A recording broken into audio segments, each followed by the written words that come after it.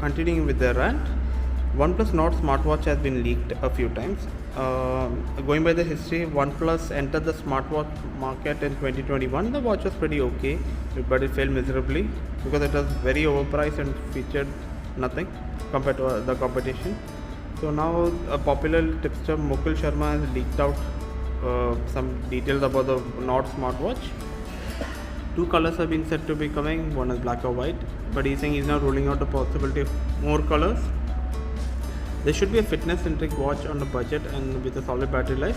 The design was leaked out by the health app. As per screenshot, it'll have a rectangular dial instead of the circular one of the OnePlus Watch.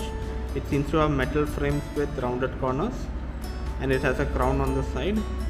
It should feature all these features like SpO2 sensor, heart rate monitoring and sleep tracking. It should come with the affordable price tag and a decent feature set. The price rumored is of around 5,000 to 8,000 Indian rupees.